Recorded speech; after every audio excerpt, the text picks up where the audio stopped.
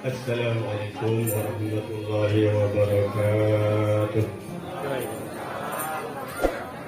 Bismillahirrahmanirrahim.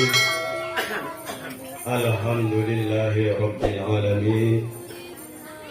Wa bihi nasta'inu ala umuri dunya waddin. Wassalatu wassalamu ala asyrafil anbiya wal mursalin Sayyidina Muhammadin Sayyidina Muhammadin Sayyidina Muhammadin Khatamin Nabiyyin wa ala alihi wa sahbihi ajma'in wa la hawla wa la quwwata illa billahil aliyyil azim. Rabbi syarah li sadri wa yassir li amri wahlul 'uqdatam min lisani yafqahu qawli. Ya arhamar rahimin, ya arhamar rahimin, ya arhamar rahimin, farij 'alal muslimin. Amma ba'du. Al-mukarramun, para alim ulama, para kiai, para habaib, para asatidah yang sama-sama kita hormati, kita taati. Amin, Pak ya. Jadi para kiai, para habaib, kiainya belum ada, amin. Insya Allah untuk kedepannya banyak kiai di Galina, insya Allah. Para asatidah, kita noleh-noleh mana sensitif asal kita. Insya Allah untuk tahun ke depan, insya Allah kita bentuk calon-calon asatidah, amin. Ya Rabbal Alamin. Anak turunkan kita semuanya. Para umara, aparatur pemerintah, sipil maupun militer, Bapak Ketua 3M Misalnya Nurul Hikmah, Bapak Ketua Panitia PHBI, Ketua Majelis Taklim, Bapak-bapak, Ketua Majelis Taklim, Ibu-ibu, para hadirin, hadirat, semuanya yang hadir di sini, mudah-mudahan selalu mendapatkan ampunan dari Allah Subhanahu wa Ta'ala. Melihat Al-Quran mendapat pahala.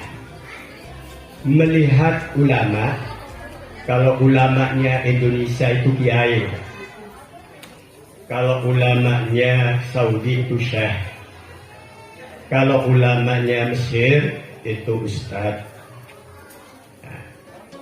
Melihat Al-Quran dapat pahala. Melihat kiai, ustaz, syekh, guru mendapat pahala. Melihat orang tua dapat pahala. Ini belum dimulai Pak, sudah dapat ilmu. Alhamdulillah. Mudah-mudahan yang hadir semua, tentunya seluruh keluarganya, tetangganya, saudara kita, muslimin, muslimat, mukminin, mukminat, selalu mendapatkan rahmat dari Allah Subhanahu wa Ta'ala. Amin. Selalu mendapatkan ridha dari Allah Subhanahu wa Ta'ala. Hidup kita selalu mendapatkan taufik, hidayah, pertolongan Allah Subhanahu wa Ta'ala, sehingga hidup kita bisa menjalankan perintah-perintah Allah, bisa menjauhi larangan-larangan Allah. Mudah-mudahan kita semua, keluarga kita semua tetap dalam keadaan sehat walafiat. Amin. Mudah-mudahan kita semua, keluarga kita semua menjadi keluarga yang sakinah, mawaddah, warahmah. Amin. Mudah-mudahan kita semua, keluarga kita semua mendapatkan keturunan yang soleh, solehah. Amin. Mudah-mudahan seluruh urusannya dimudahkan oleh Allah Subhanahu wa Ta'ala. Mudah-mudahan yang sakit disehatkan badannya. Mudah-mudahan yang punya hutang dilunasi hutangnya.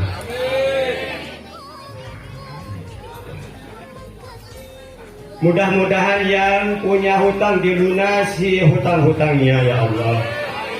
Mudah-mudahan yang punya hutang segera dilunasi oleh Allah Subhanahu wa taala. Amin.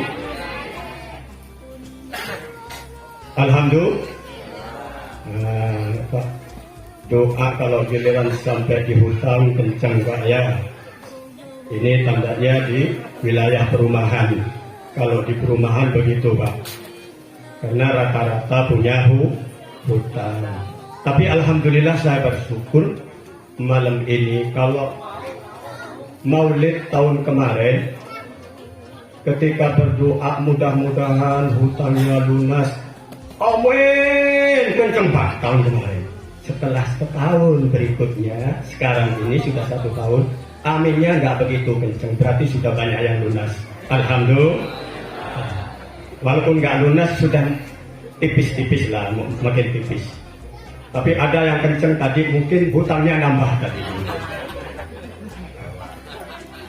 Pak, saya nggak percaya doa saya tidak diterima oleh Allah. Saya yakin doa saya diterima oleh Allah. Bisa dibuktiin Pak. Kalau Bapak malam ini punya hutang 100 juta, tunggu tahun ke depan, setahun lagi. Kalau belum terbukti, tunggu 2 tahun lagi. Ini saya yakin doa saya diterima oleh Allah. Bahkan saya tidak percaya kalau doa saya tidak diterima oleh Allah. Saya yakin diterima oleh Allah Subhanahu wa taala. Dan itu memang syaratnya kita berdoa harus yakin kepada Allah dan yakin diterima oleh Allah. Saya tidak percaya kalau tidak diterima doa saya. Saya doakan mudah-mudahan semua yang hadir di sini segera dilunasi hutang-hutangnya. Nah, kok makin kenceng ini, makin ketahuan yang banyak hutangnya. Nah, gak apa-apa minta kepada Allah Subhanahu wa taala, mudah-mudahan dengan memperingati Maulid Nabi Muhammad sallallahu alaihi wasallam dengan berkahnya dihormati Nabi Muhammadin sallallahu alaihi wasallam, segala urusan kita, segala kesusahan kita diangkat oleh Allah Subhanahu wa taala, diganti kebahagiaan dunia dan akhirat. Bapak-bapak, para hadirin hadirat yang dirahmati Allah, Al-Quran mukjizat Nabi Muhammad sallallahu alaihi wasallam yang agung. Ini pelajaran kita malam ini dan harus mendapatkan. Walaupun hanya 1 jam, kita harus paham dan diamalkan. Dan diamalkan, terus bawa sampai ke alam akhirat. Jangan malam ini belajar, dibawa tidur, besok pagi sudah lupa.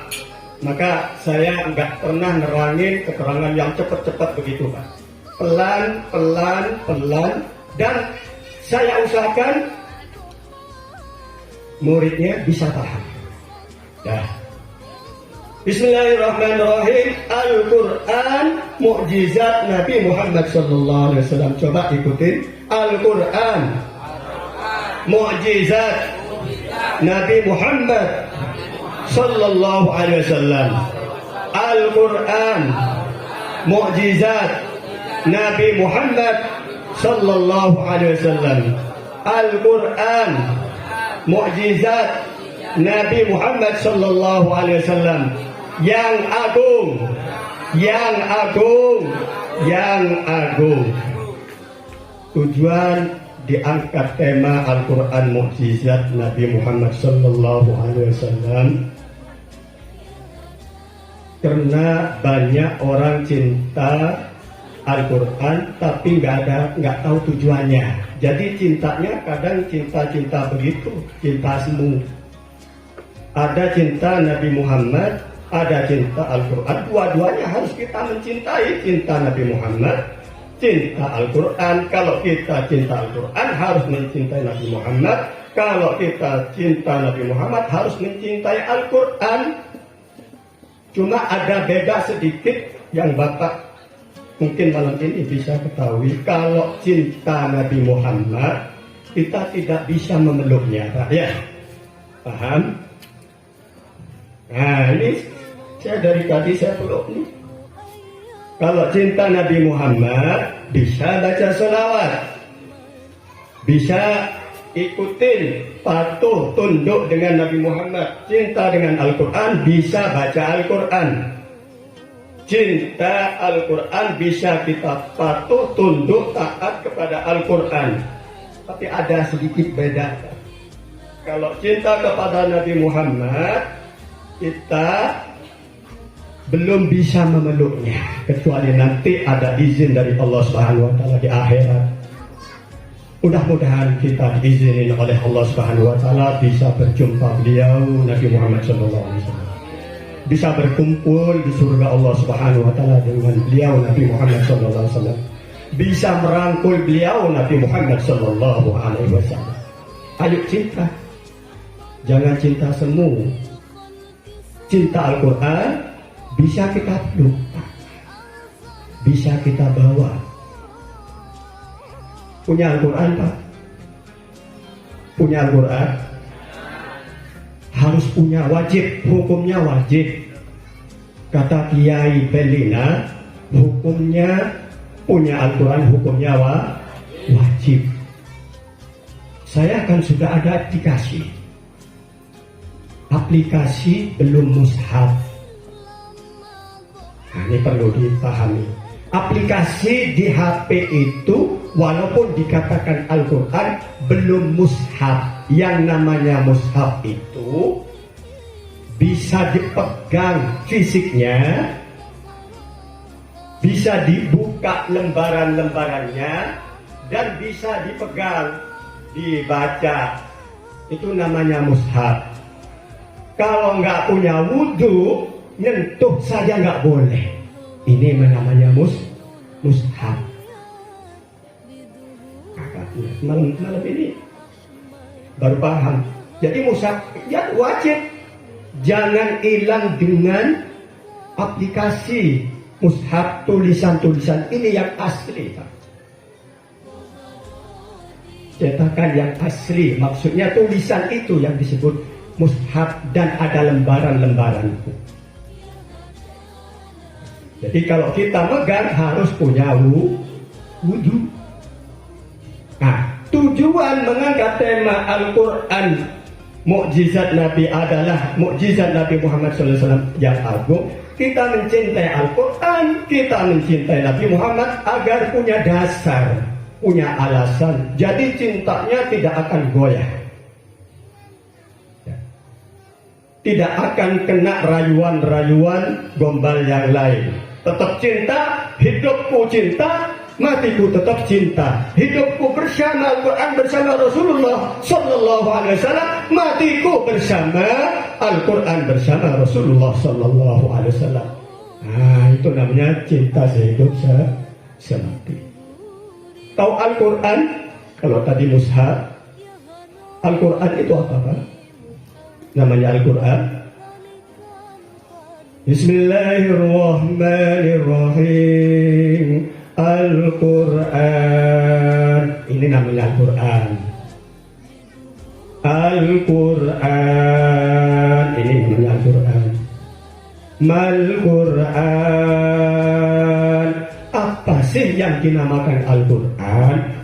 Mereka tahu, mereka belajar. Kitab sebagai kitab kita yang harus kita pahami, yang harus kita cintai. Kita bermakmum dengan Al-Quran akan dibawa ke alam akhirat, dan Al-Quran akan membela kita. Kita cinta kepada Al-Quran, Al-Quran akan mencintai kepada kita. Kita bersahabat dengan Al-Quran, Al-Quran akan membela sahabatnya di dunia hingga akhirat. Wa ma adraka mal Quran. Dan tahukah apakah yang dinamakan Al-Quran itu? Ya, kalau yang punya HP bisa direkam, yang punya pulpen, punya tulisan, ditulis apa sih? Apa benar?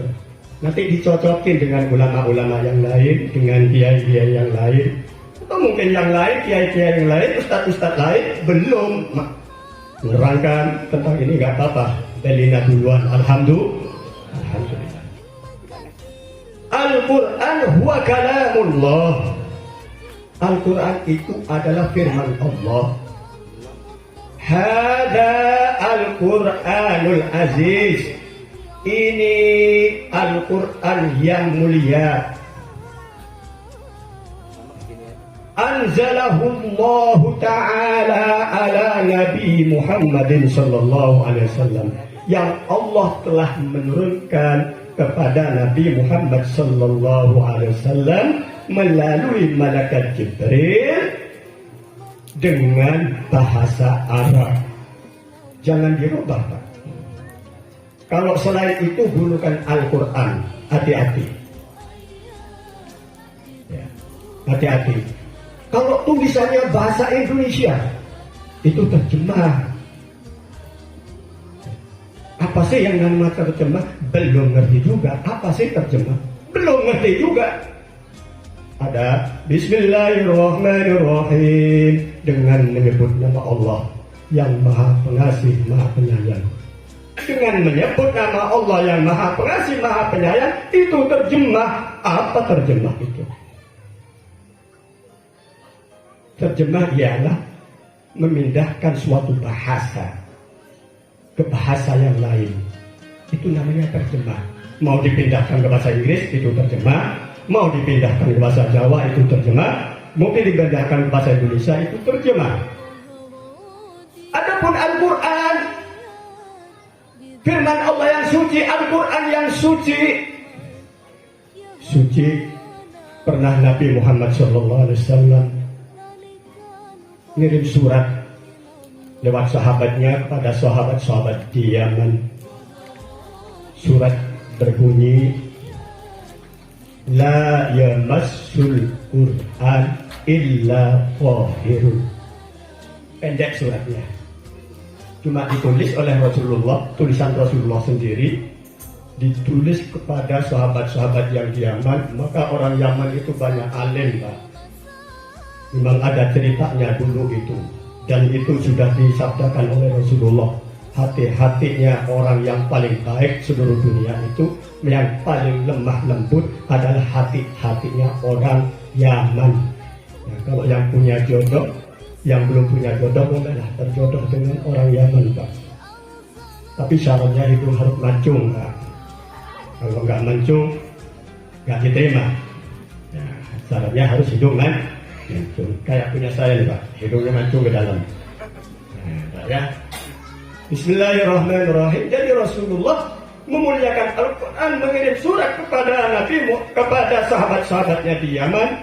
Jangan memegang Al-Quran kecuali suci. Suci dari hadas kecil maupun suci hadas besar. Saya berani ngambil megang ini karena saya suci.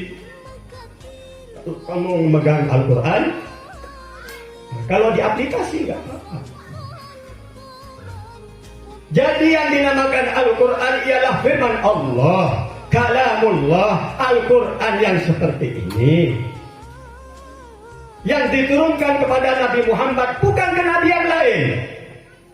Kalamullah banyak diturunkan kepada Nabi Ibrahim, kepada Nabi Syekh, kepada Nabi Musa, kepada Nabi yang diturunkan kalamullah, firman Allah yang diturunkan kepada Nabi Daud. Kitab apa?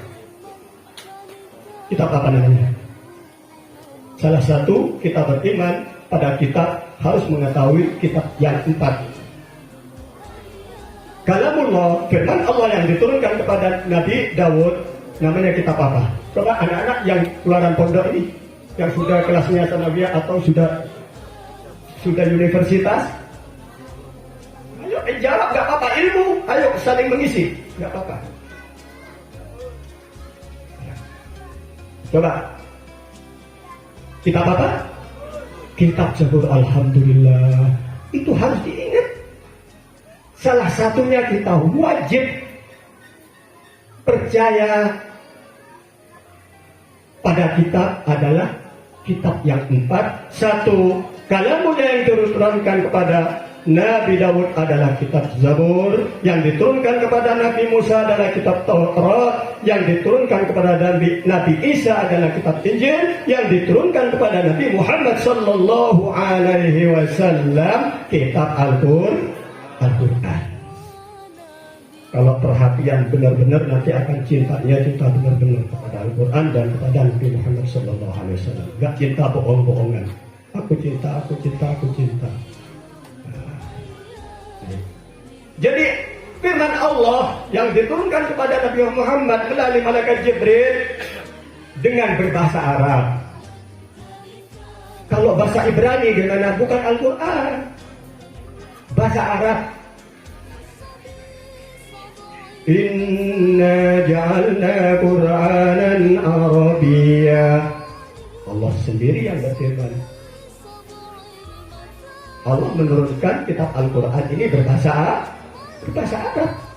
Karena turunnya di Arab, mana Nabi Muhammad SAW orang Arab, agar mudah dipaham. Ini Al-Quran, dah.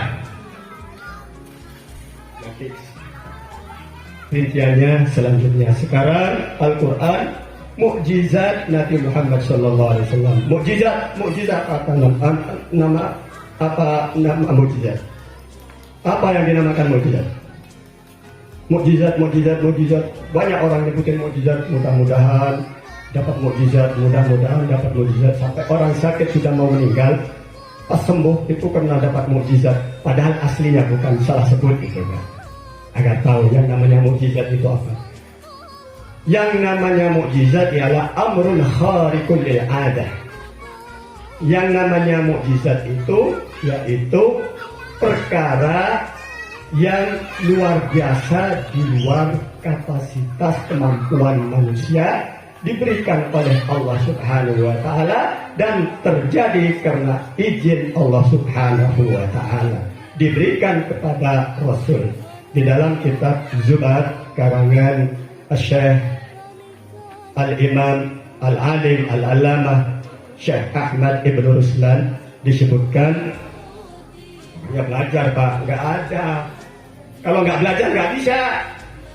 Saya dulu pernah belajar dan hafal, sampai sekarang hafal, alhamdulillah. Memang disuruh hafal. Ngajian ini disuruh hafalin. Kalau nggak hafal, nggak boleh duduk, dihukum. Nggak boleh pulang, dihukum.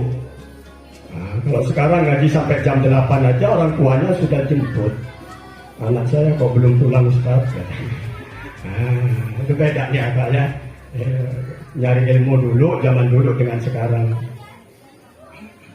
Disebutkan di dalam kitab Az-Zubat, arsala rusulahu bi mu'jizatin zahiratin lil khalqi bahiratin wa khassa min bainihim Muhammadan falaysa ba'dahu nabiyyun abada.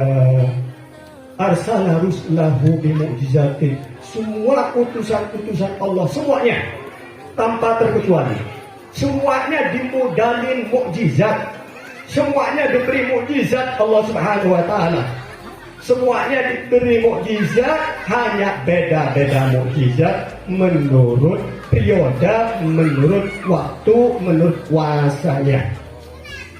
Mukjizatnya Nabi Musa, karena pada waktu Nabi Musa itu kebanyakan yang viral itu ilmu sihir, maka Nabi Musa mukjizatnya menyaingi, mengalahkan ilmu sihir. Mukjizatnya Nabi Musa.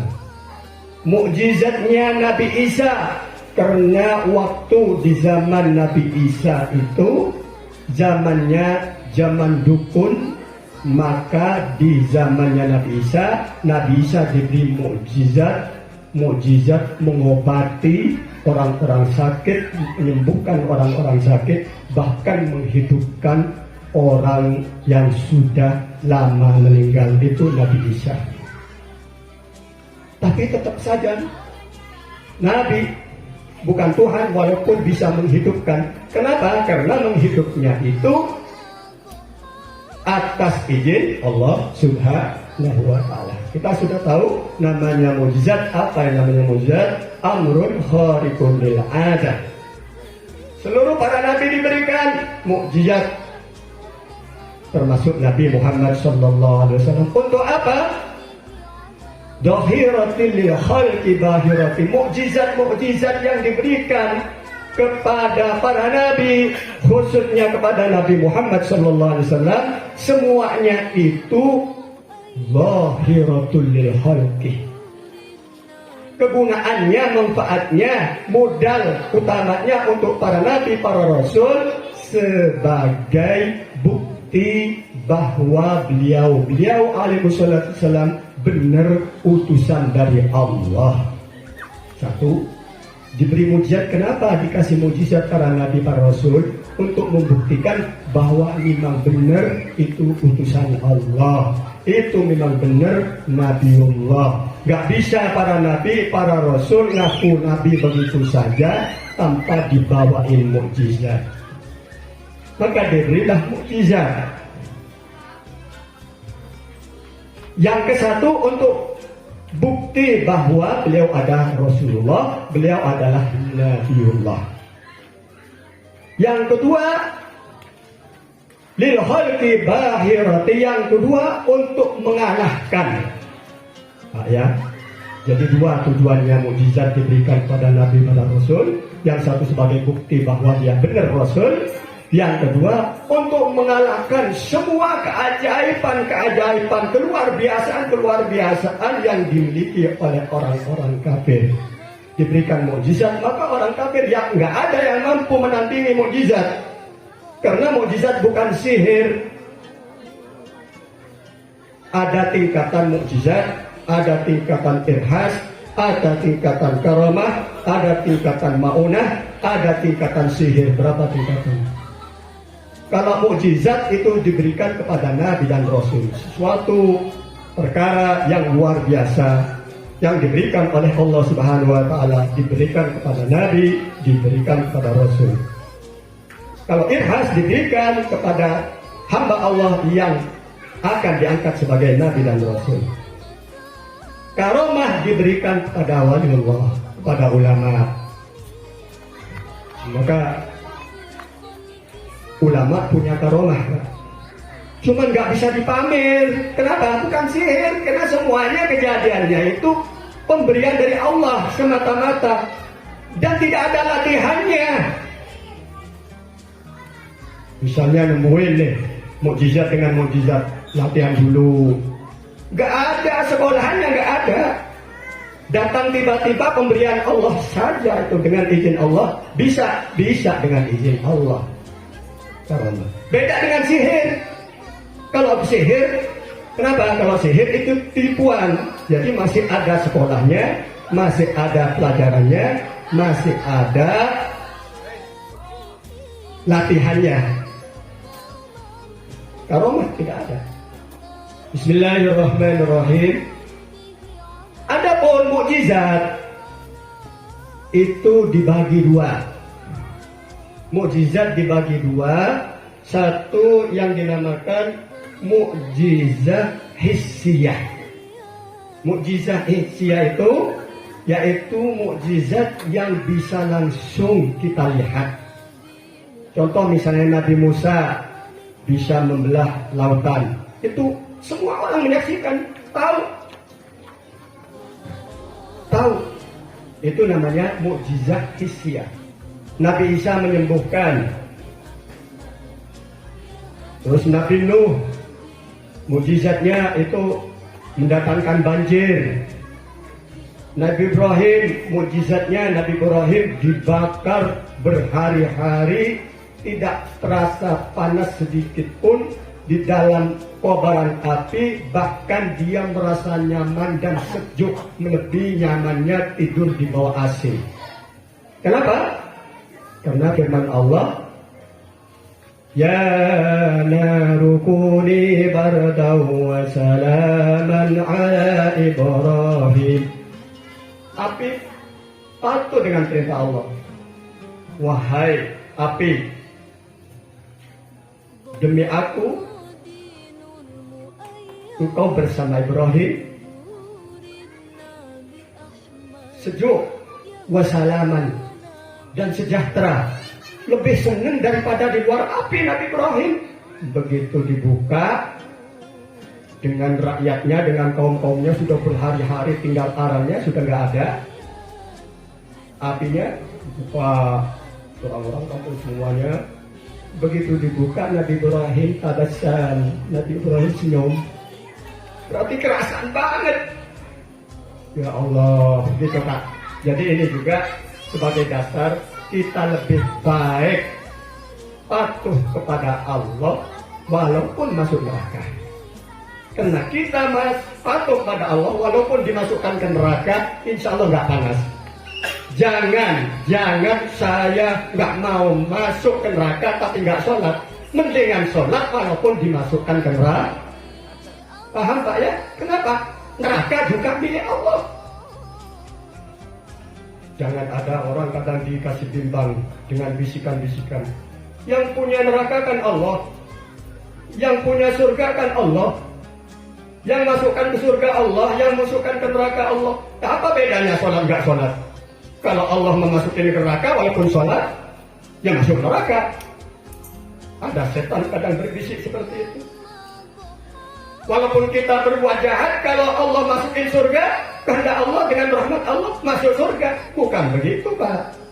Surga dan neraka itu makhluk Allah. Kalau kita sama-sama makhluk sudah patuh kepada Allah, walaupun misalnya masuk neraka tetap nikmat, apalagi masuk surga. Dengan berkumpul, dengan berjamaah datang ke Maulid Nabi Muhammad SAW, kita mengukir Pak, mengukir kebaikan, menambah saksi nanti di akhirat, di arah mahsyar. Tahu nggak di arah mahsyar? Di arah mahsyar itu lebih luas daripada langit dan bumi yang kita duduki. Kalau kita nggak banyak-banyak teman yang baik, mau ketemu di mana? Mau ketemu di Telengsi? Lebih luas lagi, dan manusia miliaran. Coba jumlah manusia sekarang 7 miliar lebih. Ngumpul satu tempat, bisa nggak ketemu teman-temannya? Kalau cuma temannya satu, mana si Abdullah tuh dicari? Mana ya teman saya dulu, teman ngaji ya, nyari. Nggak ketemu. Maka perbanyak kita berbuat baik di jamaah ini, di musola, di masjid, di majelis taklim. Terus kita mengukir, nggak lama kok mengukir kebaikan ini Pak. Dan buahnya akan kita panen selama-lamanya. Di arah mahsyar nanti nyari, oh ternyata ya ada Pak Irfan. Nah, alhamdulillah ketemu Pak Irfan. Ayo ikut. Di sana Pak Haji, di sana. Ayo, rombongan. Nah, kalau nggak pernah berjamaah sekali, tahu-tahunya di akhirat, saya nyari Pak Haji. Mana? Pak Hajinya sudah jauh, sudah dekat Rasulullah. Nah, ya kalau di dunia, bapak-bapaknya masih di bawah pohon pisang. Di sana nggak ada pohon pisang. Enak aja kalau di sana ada pohon pisang, Pak. Ya, malah nedu aja di pohon pisang, nggak nyari guru juga nggak apa-apa, nggak ada temen juga apa-apa. Lapar nunggu pisang berbuah gitu. Ditunggu aja berbuah. Sudah berbuah. Nah, giliran berbuah, nunggu matang. Sudah matang. Kalau di dunia masih bisa, Pak. Kalau di akhirat, perbanyaklah teman baca sholawat, teman ngaji, teman baca Al-Quran. Perbanyaklah, nanti kenalan-kenalannya akan datang sendiri. Begitu lewat, mau kemana sini? Rombongan Belina sudah berangkat ke sana menuju ulama-ulamanya. Hati-hati Pak, di akhirat susah nyari teman itu Pak. Maka ribuan tahun di sana untuk bisa berkumpul, bisa menuju sang baginda Rasulullah Sallallahu Alaihi Wasallam. Satu mukjizat hissiyah, mukjizat yang bisa dilihat oleh mata kepala kita. Dan kejadiannya itu temporer, maksudnya sebatas waktu itu saja. Tongkat Nabi Musa walaupun ada di museum sekarang, dibanting, nggak akan jadi ular. Pak paham, ini maksudnya mukjizat hissiyah. Jadi mukjizat hissiyah itu yang bisa dilihat di lingkungan, di wilayah dan waktu itu. Kalau bukan di medan pertempuran dengan Fir'aun, tongkatnya Nabi Musa dibanting di Galina, nggak akan jadi ular, Pak. Itu namanya mukjizat hissiyah.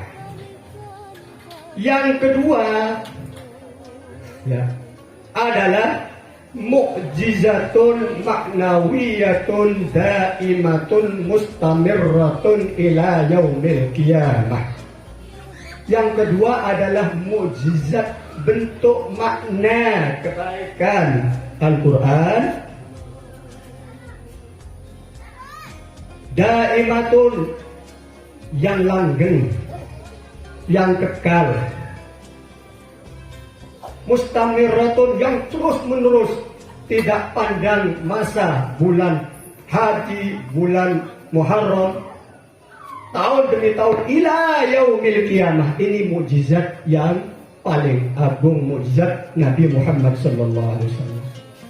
Sebuah mukjizat perlu diketahui bapak-bapak para hadirin hadirat yang dirahmati Allah. Semua mukjizat, mukjizat hissiyah maupun mukjizat Al-Quran, semua mukjizat yang bisa membanjir, mendatangkan angin, topan, menjadi ular, bisa keluarin unta dari batu, semuanya. Nabi Muhammad juga bisa menyembuhkan. Nabi Muhammad pernah menyembuhkan Sayyidina Abu Bakar ketika luka digigit ular di gua Sur, ketika sembunyi dikejar oleh orang-orang kafir Mekah. Diusap, sembuh. Sayyidina Ali ketika sakit mata, waktu itu harus dipilih pimpinan sebagai pembawa bendera di suatu peperangan. Sakit mata buka, ditiup oleh Nabi Muhammad SAW, sembuh. Nah, kalau mujizat Nabi Muhammad turun di Medina nggak laku, Pak Dokter, Pak. Ya, ditiup, sembuh. Nah, diusap, sembuh. Nabi Muhammad SAW bisa menyembuhkan Ibnul Hakam yang patah dalam peperangan. Patah yang Nabi Muhammad disambung, diusap, sembuh. Sangkal potong nggak laku. Maka mukjizat-mukjizat seperti ini, mukjizat hissiyah, itu sudah keadilan Allah Subhanahu wa Ta'ala. Kalau diberikan selama-lamanya mukjizat hissiyah seperti ini, gimana orang yang sekolah kedokteran sana? Nggak kebahagiaan. Nah, ini Allah Subhanahu wa Ta'ala Maha Adil. Nabi Muhammad SAW bisa menyembuhkan orang yang nggak punya kaki. Untung nggak ada tangannya, nggak ada kakinya, nggak ada matanya, sama sekali tinggal badan aja. Itu putrinya Hubaib bin Malik, saking dari malunya Hubaib bin Malik. Hubaib bin Malik itu adalah rajanya orang jahiliyah di masa itu, raja di negara Syam. Negara Syam itu termasuk Suriah, termasuk Palestina, terus termasuk Yordan. Kalau sekarang Pak ya negara. Hubaib bin Malik putrinya nggak dikeluarin bertahun-tahun, jadi nggak ada rakyatnya yang tahu. Kenapa malu? Putrinya sendiri nggak ada, untung nggak ada tangannya. Bukan sakit, memang nggak ada, nggak tumbuh tangan ini nggak ada.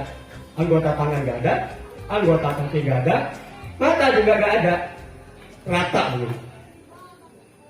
Datang kepada Rasulullah SAW, tapi tujuannya membunuh.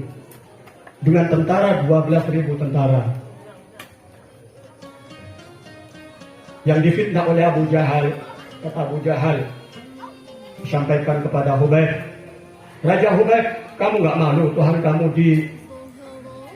dihina-hina oleh Muhammad. Siapa itu Muhammad? Ini orang Mekah ini. Datang dengan 12.000. Benar kamu iya dia. Kok berani? Iya berani. Kenapa berani? Saya Nabi. Saya Nabi, saya Rasul. Saya utusan Allah. Benar kamu utusan Allah? Iya benar. Benar kamu Nabiullah, Nabi Allah? Benar, ya benar. Apa buktinya? Kamu mau apa? Kata Nabi Muhammad. Itu Nabi Muhammad, Pak. Di depan 12.000 tentara, Nabi Muhammad hanya didampingi Sayyidina Abu Bakar dan Siti Khadijah. Kamu mau apa? Kenapa? Karena Nabi Muhammad berpihak kepada Allah. Nabi Muhammad bersama Allah. Kamu mau apa? Saya nggak mau apa-apa. Kalau saya membunuh sekarang saya bisa. Tapi saya ingin bukti bahwa kamu Nabi, bahwa kamu Rasul. Iya, maunya apa? Kalau diizini oleh Allah, apakah kamu beriman? Iya, akan beriman. Akan beriman. Tapi saya minta syarat. Waktu itu siang hari. Dimintanya matahari tenggelam dan keluar rembulan, terbit rembulan, dan dimintanya rembulan turun, dan dimintanya rembulan belah, dan dimintanya rembulan masuk lewat izarnya, dan keluar yang setengahnya dari kanan, yang setengahnya dari. Setelah itu jadi satu di depannya dan mengucapkan syahadat. Kalau itu terjadi, apakah kamu beriman? Iya, akan beriman. Tapi masih ada tapi lagi. Tapi apa? Tapi saya simpan ada sesuatu yang ada di hati saya. Anaknya tapi simpan, nggak berani nyebutin dia. Lalu Nabi Muhammad SAW naik ke Jabal Qudus minta kepada Allah Subhanahu Wa Taala. Ketika itu juga langsung matahari terbenam, langsung dicepetin oleh Allah Subhanahu Wa Taala. Terbitlah bulan, turun bulan ke bumi. Datang mengecil, datang ke Nabi Muhammad SAW. Lalu belah jadi dua. Masuk sesuai dengan permintaan Hubayb bin Malik. Setelah itu keluar dari tangan kanan kiri Nabi Muhammad SAW. Berkumpul lagi di depannya mengucapkan Asyhadu an la ilaha illallah wahdahu la syarikalah wa asyhadu anna Muhammadan abduhu wa rasuluh.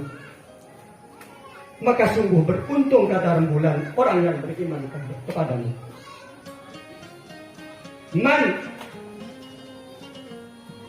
Maka sungguh beruntung orang yang beriman kepadamu, dan sungguh celaka orang yang tetap kafir kepadamu Muhammad. Setelah itu kembali lagi bulan, tenggelam lagi, datang seperti semula matahari yang sama dengan waktu asar. Malaikat Jibril ngasih tahu Muhammad nggak usah susah. Dia ada yang disimpan dalam hatinya itu, dia punya putri cantik wajahnya, cuman nggak punya kaki, nggak ada punya kaki sedikit pun.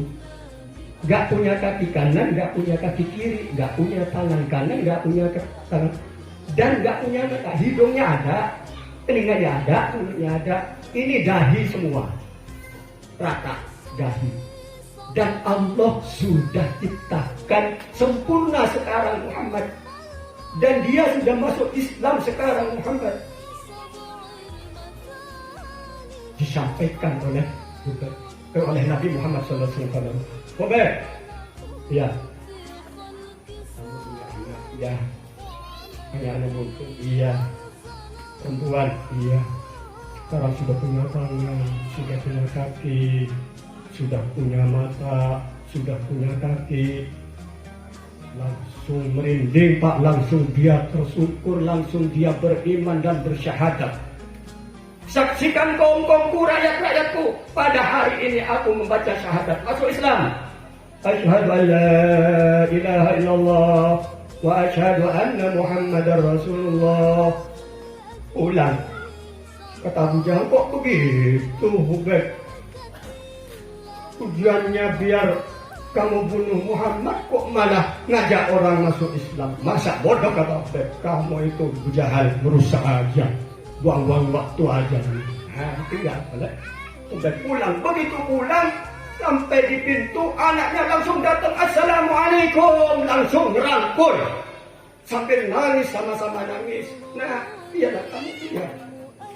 Ini kamu, nah iya ayah. Saya sudah masuk Islam ya. Saya sudah bersyahadat.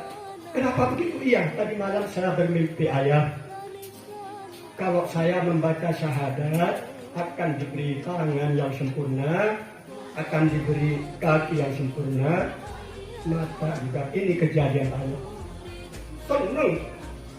Ya Allah, yang tadinya disimpan-simpan bertahun-tahun takut ketahuan rakyatnya, sekarang malah dipanggil-panggil inilah anak.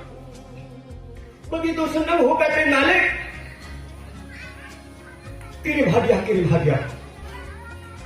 Diperintahkan rakyatnya, patih-patihnya diperintahkan, siapa yang punya emas, kumpulin. Terkumpul emas dan perak sebanyak seberat di bawah 5 onta.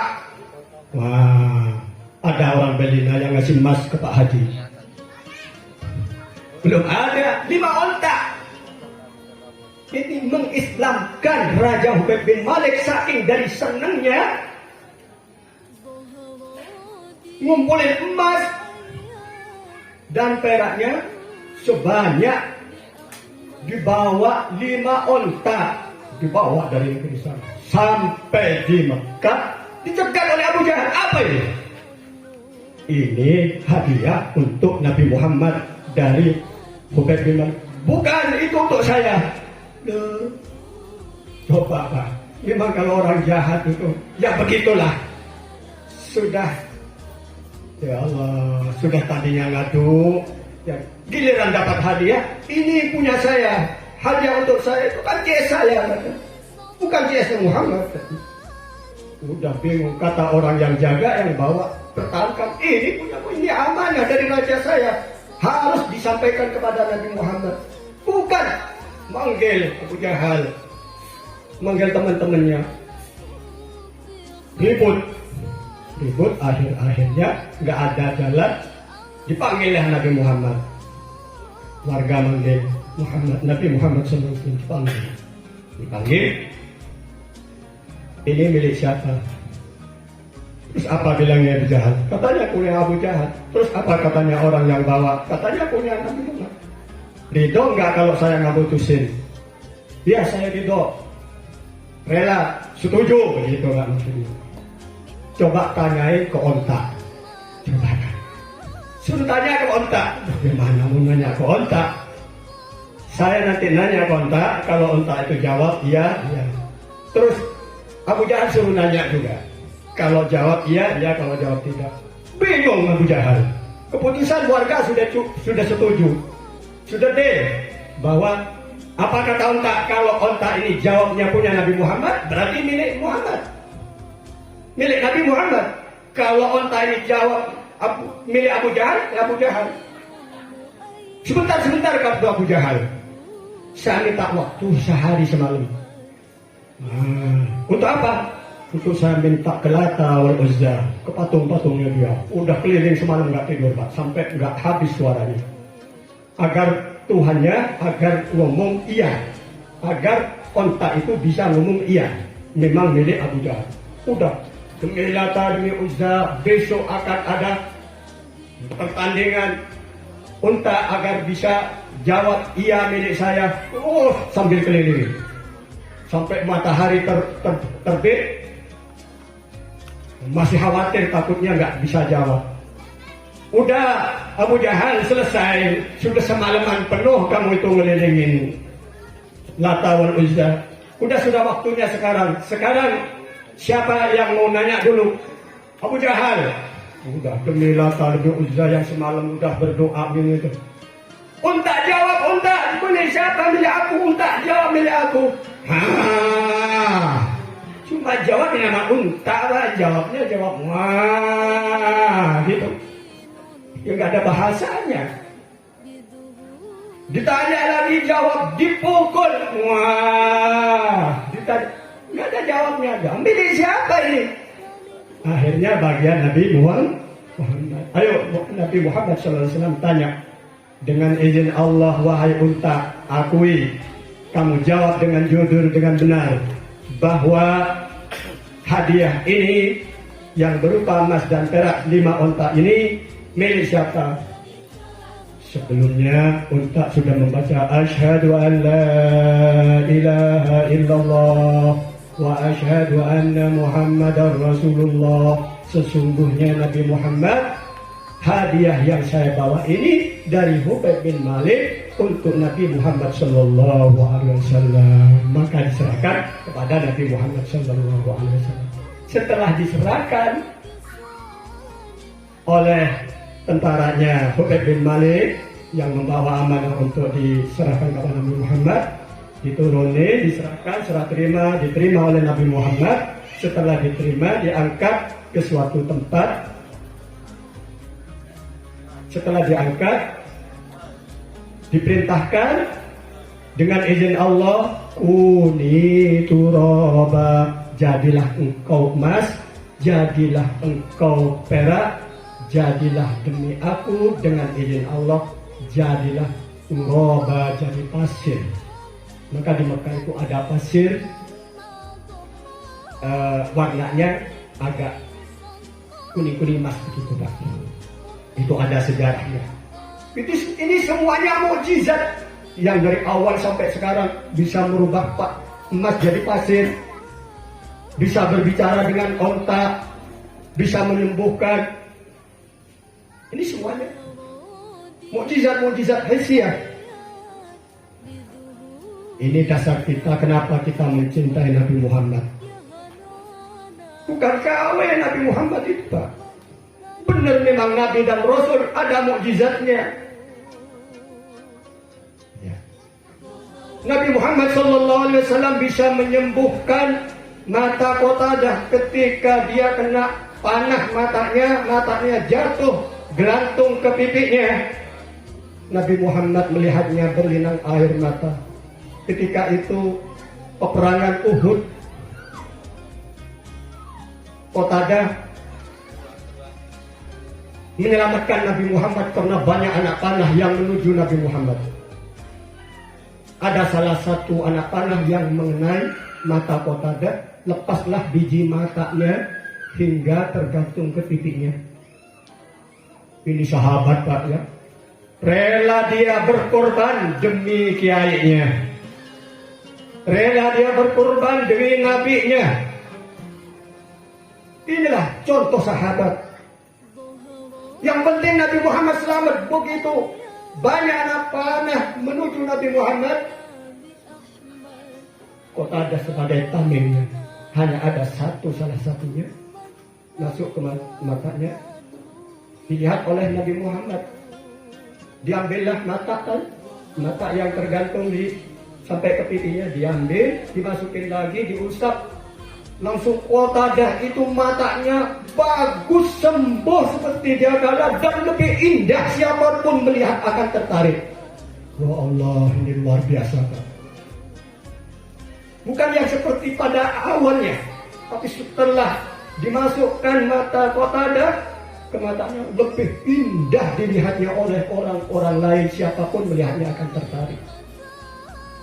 Ini termasuk mukjizat hissi.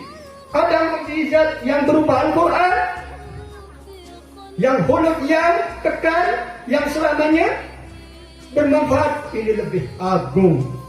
Kenapa lebih agung Pak? Begini, biar singkat. Kenapa Al-Quran lebih agung? Karena kalau kejadian mukjizat-mukjizat yang lain itu terjadinya hanya terbatas waktu dan terjadinya terbatas wilayah, dan terjadinya keuntungannya hanya di dunia. Yang judul-judulnya semua mukjizat itu tidak ada lain, hanya supaya orang beriman kepada Allah. Adapun Al-Quran, mukjizat Nabi Muhammad SAW, Al-Quran sudah terbukti bahwa Al-Quran memasukkan Islam umat-umatnya. Berapa miliar orang yang beragama Islam sekarang Pak? Itu karena baca Al-Quran. Kalau di zaman Nabi Nuh berhasil hanya 80 orang dengan mukjizatnya. Kalau Nabi Musa berhasil 70 orang dengan mukjizatnya.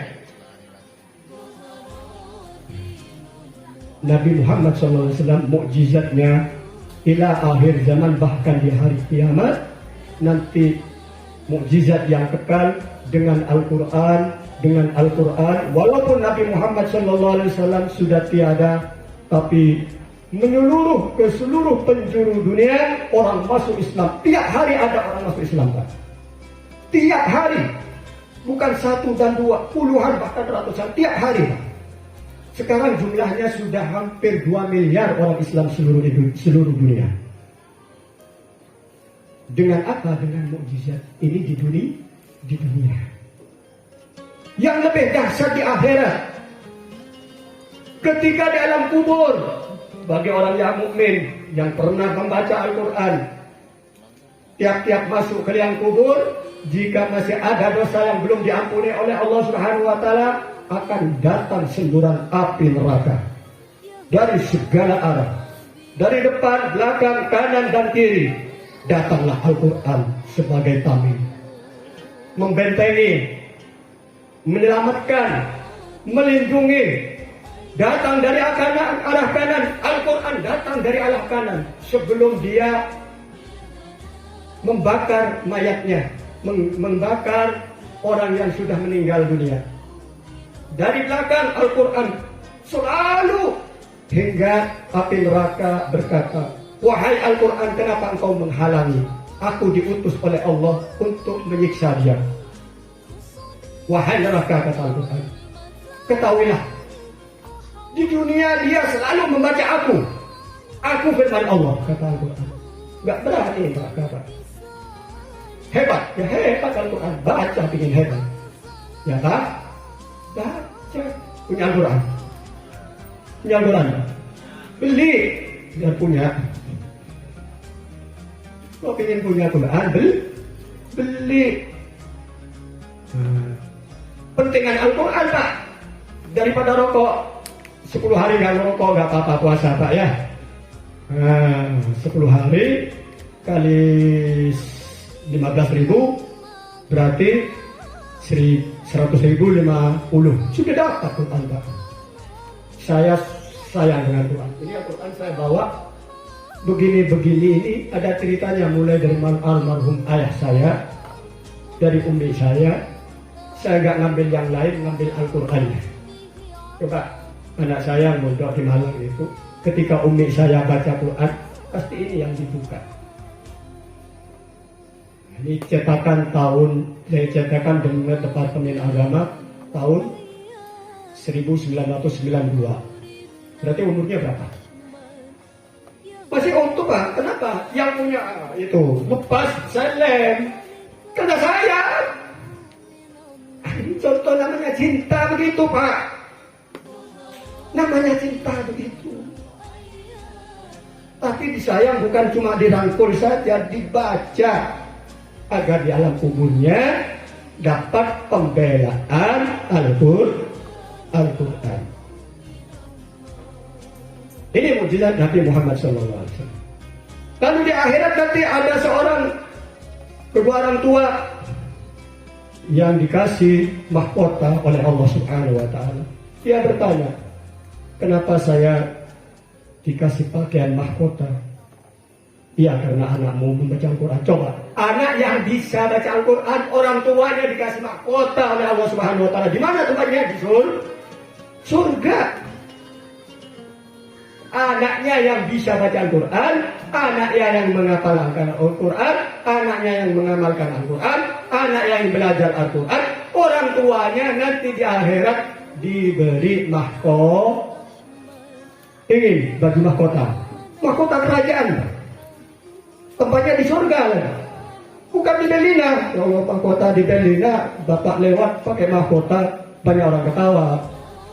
Nah, di surga. Maka punya anak, suruh rajin belajar Al-Quran agar nanti dikasih pakaian mahkota di surga Allah Subhanahu wa Ta'ala. Dan Al-Quran akan menolong. Pak, Al-Quran ini beda dengan mukjizat-mukjizat yang lain.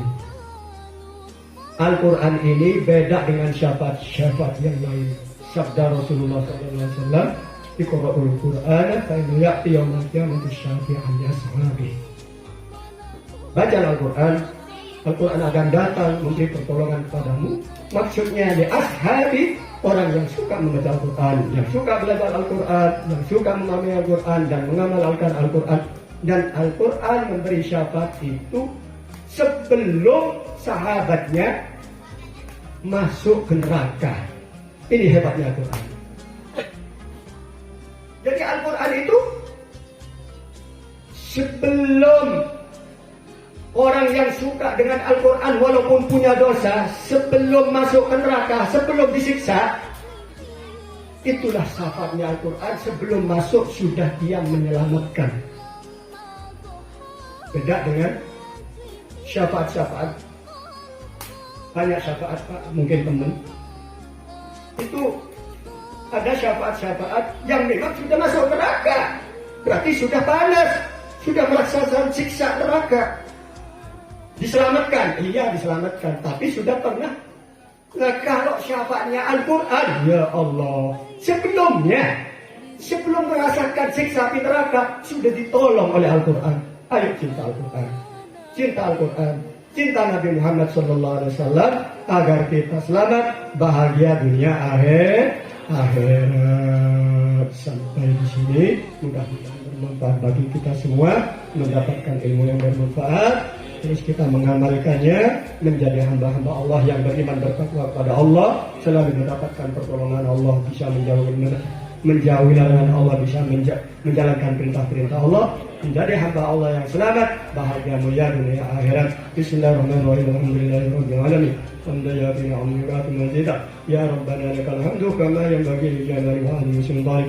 Allahumma shalli ala sayyidina Muhammadin salatan taftahu biha zinullah litakuna lana wa lil mu'minina faraja wa surra wa ala alihi wa sahbihi. Allahumma inna nas'aluka al-huda wa tuqa wal afafa wal ghina. Allahumma arham ummata Muhammad. Allahumma aslih ummata Muhammad. Allahumma khir ummata Muhammad. Allahumma barik ummata Muhammad. Allahumma nawwir qulub ummata Muhammad bi nuri hidayatik. Allahumma fat ummata Muhammad bima fata bi dzikrah wansur ummata Muhammad bima nasarta bi rusulina kana yushmadik. Allahumma inna nas'aluka salamatan fid din wa afiyatan fil jasad wa ziyadatan fil ilmi barakatan fil rizqi wa tawbatan qabla al-maut rahmatan indal maut maghfiratan ba'da al-maut. Allahumma hawwin 'alaina fi sakaratil maut wa najatan min an-nar wal 'afwa min hisab. Rabbana la tuzigh qulubana ba'da idh hadaytana wa hab lana min ladunka rahmatan innaka antal wahhab. ربنا هب لنا من ازواجنا وذرياتنا قرة اعين واجعلنا للمتقين اماما. ربنا اتنا في الدنيا حسنة وفي الاخرة حسنة وقنا عذاب النار. ربنا تقبل منا انك انت السميع العليم. من ربك رب العزة عما يصفون وسلام على المرسلين والحمد لله رب العالمين. الفاتحة.